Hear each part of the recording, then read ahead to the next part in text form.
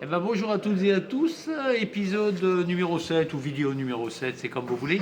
Aujourd'hui, on va continuer sur les exemptions totales. Donc là, sur les exemptions totales, on va parler des emballages vides non nettoyés. Et on va voir dans quelles conditions on peut bénéficier d'une exemption totale. La minute de l'expert. La minute de l'expert. La minute de l'expert. La minute de l'expert. L'exemption totale, c'est par exemple le chapitre 1.1.3.5 de l'ADR. Et bien là, on a par exemple des fûts qui ont pu contenir ou des emballages qui ont pu contenir, ça peut contenir de la déblue, ça peut contenir du lave-glace, ça peut contenir du liquide de refroidissement. Et la question qu'on va se poser, c'est comment je peux bénéficier d'une exemption totale avec des emballages vides? Et bien, ce qu'il faut, c'est qu'il n'y ait plus de produits dedans.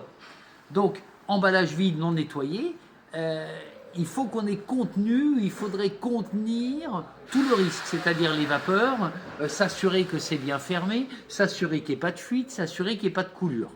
On verra aussi tout à l'heure avec un emballage vide de gaz comment on peut être en exemption totale.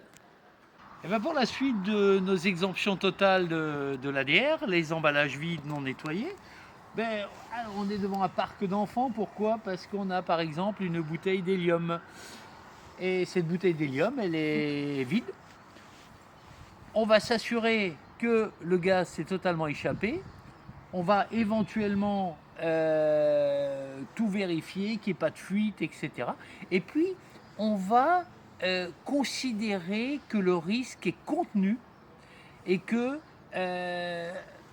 cet emballage vide non nettoyé ne présente plus aucun danger. Et dans ce cas, on pourra effectivement bénéficier de l'exemption totale au titre du 1.1.3.5 de l'ADR. Voilà, c'était la minute de l'expert sur les emballages vides non nettoyés et leur exemption totale. Parce qu'on parlera de leur exemption partielle un peu plus tard dans un autre épisode. Merci, à bientôt.